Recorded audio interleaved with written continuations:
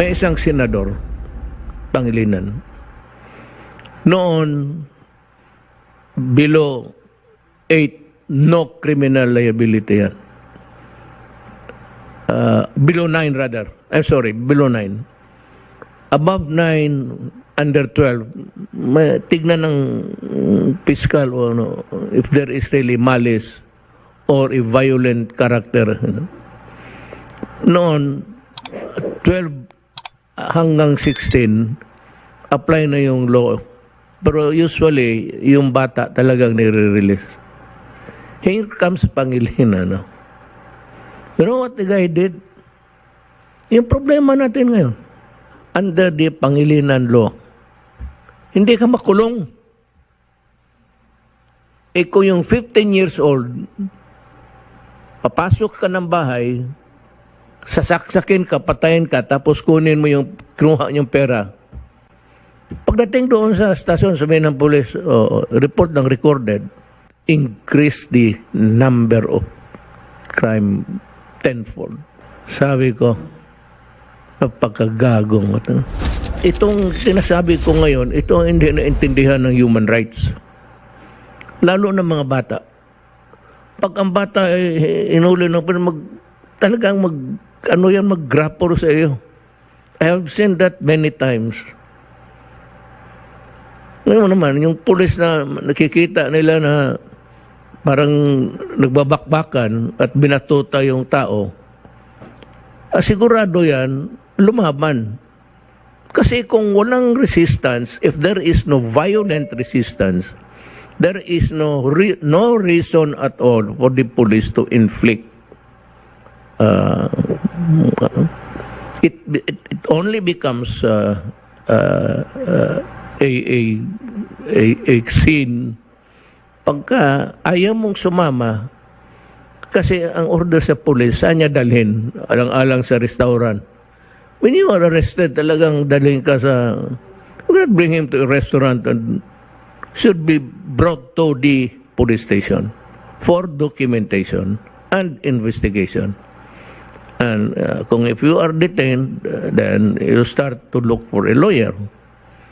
Kasi pag hindi, minsan may preliminary investigation na summary, or not really summary, what nandyan na, lalo na yung itong people that are arrested in connection with crimes. Pag inaresto ka ng pulis, diretso ka na, dalhin ka sa istasyon at maghingian sila ng preliminary investigation summary. You will be investigated right there and then, and the fiscal now will decide. Pag sinabi siyang i-file ko yung kaso, you remain in this time inside the jail. Ganon ang takbo ng maraming hindi kasi nakakaintindi. Kala nila kung kita nila yung pulis nakipagdumugan dyan, because his duty is to bring you under the authority of government and bring you to the police station. Kaya marami dyan ang hindi nakaintindi, lumalaban. Bakit mo ako dalhin na maghanap pa ako ng abogado? Well, I'm sorry, but that is not the law. You can call your lawyer if you have a cell phone, but you have also to honor the authority of government and surrender and go with the police to the station. But nobody would prevent you from calling somebody. You can call your family, your father. Yan ang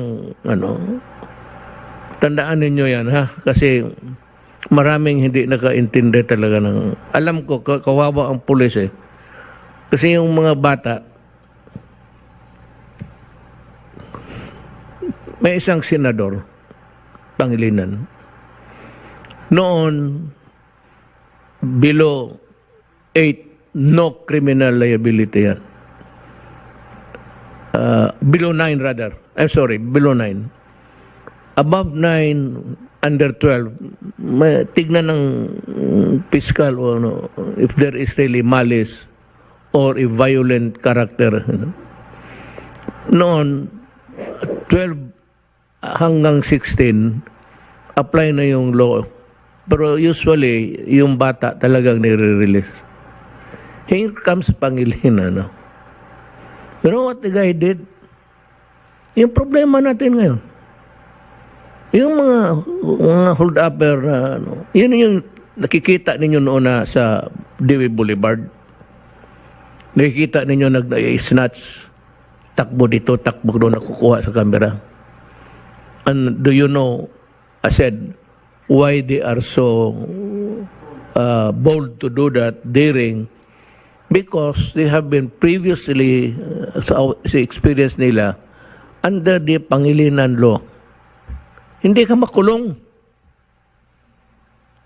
Kung yung 15 years old, papasok ka ng bahay, sasaksakin ka, patayin ka, tapos kunin mo yung kinuha yung pera. Pagdating doon sa stasyon, sabihin ng police, report ng recorded, go where you want. That increase the number of crime tenfold. Fiscal na ako noon. Sabi ko, napakagagong. And the Congress that went along with it. Yung mga abogado, tanungin ko siya, buhay pa man kayo. Yung members of the Congress, hindi pa ninyo binasa ng gusto yan? Kaya doon nagsimula ang pulis na magsabi, minor yan, huwag yan. Hindi yan. Kaya lumalaban. Even if it's a minor, and it's a grievous offense, dadalhin talaga sa estasyon yan for recording. Kasi may complainant eh. Hindi mo pwedeng bitawan dyan na basta-basta palakarin mo lang.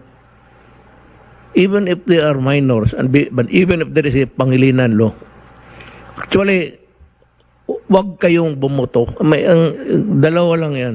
Gordon pati Pangilinan. Matagal na yan dyan sa Senado. Tanggalin ninyo yan. Kaya talaga ang mga ito siguro si pareho lang utak. Ito si Pangilinan, talagang hindi niya ginamit yung utak niya. Nag-seminar sa Harvard, paano yan? Pagbalik, American law na. Ang sa American law, the minors are not released back to the streets. There is a halfway house where they are detained there until a judge would decide na sinunod niya ang batas ng Amerikano, wala man tayong halfway house. So anong ginawa? Dito, pag na-aresto, they are brought to the DSWD. Because, galit ako Galit ako kay Pangilinan, actually. Hindi galit na Hindi galit na ganoon talaga ako pag nasanay, mayor na yung helpless ang public, helpless ang gobyerno. It's actually catch-22. Pag inaresto mo ang pulis, ang ikulong niya, ang pulis mo, ang karamihan dyan, actually ganito. Alam mo bakit ang pulis hesitant? Allow me this time to give you some inner thoughts sa gobyerno. Ang pulis, pagka sinabi minor, hindi na pupunta yan. Kasi ng pulis, sinong nag-hold up? Kasi ilang taon yun? 13, 14. Wala yan. Arestuhin na. They cannot even force the child to bring to the station. Kaya lumaki yan, marami yan sila. Yung nakikita mo noon na, hanggang ngayon, yung kinukunan ng TV na naki-snatch tapos tumatakbo. Yun ang dahilan dyan. Kung mayroon man ito, alam mo bakit sa totoo lang. Hindi ko talaga naintindihan. Mayor ako noon, I have criticized Pangilinan almost talagang nagmumura na rin ako kasi galit ako. Okay na sana yung below 9, wala talaga yan. Baski anong gawin man, baski sunugin ka niyan, okay lang yan. Hindi mo talaga above 9, below 12, tignan nilang kung may malis ba. Gaya ng rape, 12 years old o acts of lasciviousness. Pero yung petty crime na nakaw-nakaw dyan, ako nung fiscal ako, dinidismiss ko. Kasi, nakaw-nakaw lang, nakaw ng ano. Pero nung yung mga above 12, below 16, may indeterminate sentence.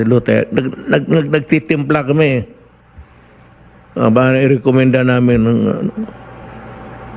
Pero ito, haros. Pagdating sa Pangilinan Law, below 18. 17 years old, patayin nila 16, 17. Pasukin ka sa bahay at saksakin kayong lahat. Kunin yung pera ninyo. Babay. Ganon yan. Kasi kayo mga rape, kita mo yung mga bata. Kahay sa drugs. Let me, it's a new year. Let me dwell dito sa, from the standpoint of the executive department. Yan ang, ngayon, sinong pinapadala ng droga? Itong human rights na itong makinig kayo. Sinong runner nila sa droga? Mga bata. Bigay sa kanila, sabihin niya, ibigay mo sa tao doon nakatindig. In the process, pag nahuli na interdict, kasi may nag-report, o alam na ng nakuha yung shabu. So, pagdating ng ilang taong ka, 16, umuwi ka na. Alam mo, ang sindikato niyan, magdala ng photostatic copy ang itong mga runner nila. Pag alisto ng police, yung birth certificate ko, tignan mo. Ganon kalala ang ginawa ni Pangilinan. Now is as good as any other time to talk about it. It affects our safety, our interest, the safety of our children. Kaya nag-hit-hit na yan. Ang bayad niyan, sige, bigyan ka. Ito, mag-hit-hit ka. Tapos i-deliver mo yan dyan sa mga bahay na yan. Yan nagkalala yung problema ng buti sa Davao kasi may program ako every Sunday. I talk to the people. I communicate with you, all Filipinos. Na ganun ang sitwasyon. Ang nanaglaro dyan, mga kriminal, pati ang mga bata ginagawang kriminal at binibigay ng so that may craving ang bata. The trabaho niya is the career. Kaya ako galit talaga sa droga. Yung ICC, sabihin ko sa kanila, galit talaga ako sa droga. Yan ang statement ko. Galit talaga. Huwag mo ako as mayor and as president, do not fuck about. Do not. Kasi yung makita mo na, kita mo ba yung putulan ng ulo ng mga gago? Iuwi siya, away sila, putulan ng ulo yung asawa. Yung mga ganon. Yung bata dyan sa Makati na tinali dyan sa, it was spread like a chicken, pinatay. Yung mga rape ng, kasi pagka yung nagdodroga ka, lumalabas yung animal instinct mo. Not the human instinct, but animal instinct na takes over the mind. Kaya magnuno ka, makikita mo rape, patay. Trial tayo. Pero ako, I'm a Filipino. If I go to jail, I go to Bilibid. Filipino ako eh. If there is somebody who would try me, it should be a judge who is a Filipino because I'm a Filipino. Kung may prosecutor man mag-prosecute sa akin, it should be the fiscal because I am a Filipino. Putang ina, bakit ako magharap ng mga puti? Kaya ako hindi hindi yan sinuplado. Makulong ako makulong, okay lang, basta Filipino judge. Bakit ako magharap dyan sa mga puti? O sa Europe, sinurte ka. Tapos makulong ka doon sa... Di ako Kaya I do not recognize the ICC. At saka yung batas na ICC, never yan naging batas.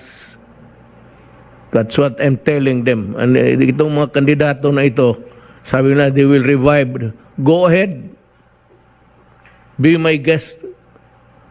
Because ang requirement kasi ng treaty, ginawa yan sa Congress. So Congress, depende kung sinong gustong gumawa. Idea of a congressman or senator or an idea coming from the Justice Department or whatever. Yan. They legislate. Then we enforce. Kaya ako mayor noon, nakita ko yung ano nang pinaggagawa ng sabi ng mga pero in front of the nation, I tell you, never ako nag-utos ng pumatay ng bata pati babae.